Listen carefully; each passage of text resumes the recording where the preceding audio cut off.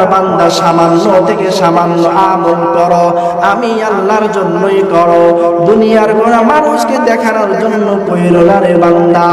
আমি আল্লাহ তোর জন্য ওয়াদা করি বান্দারে, যারা ঈমান আনবে আর আমল সালেহ করবে, লাহুম জান্নাতুল ফিরদাউস নুজুলা, ওই ব্যক্তিদের জন্য জান্নাতের সর্বোচ্চ স্তর আল্লাহ তাআলা তাকে জান্নাতুল ফিরদাউস দান করবে। সুবহানাল্লাহ।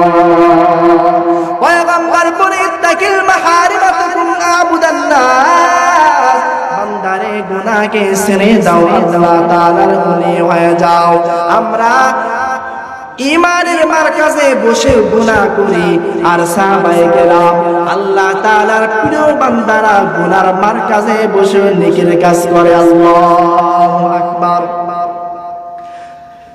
হযরত আল্লামা সুয়ুতী রাহমাতুল্লাহি আলাইহি জালালউদ্দিন জালালাইন কিতাবের নাম শুনছেন, তাফসীরের কিতাব।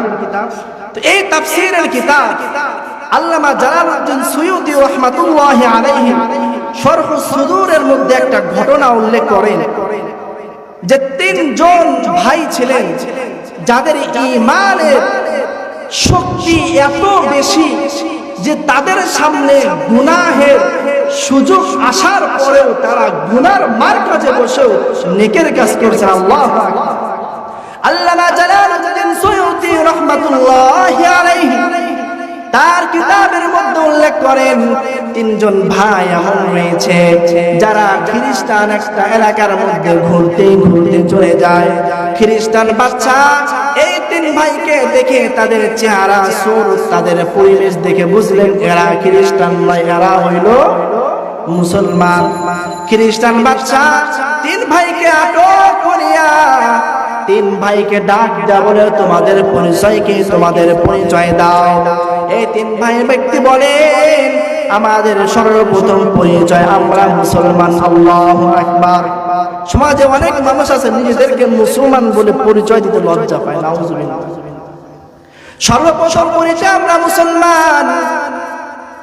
এই কথা বলার পর খ্রিস্টান বাচ্চা ডাক দেয়া বলে, ও মুসলমান তিন ভাই, তোমরা তোমাদের ঈমানকে ছেড়ে দাও, খ্রিস্টান ধর্মকে গ্রহণ করে নাও। বলেন নাউজুবিল্লাহ।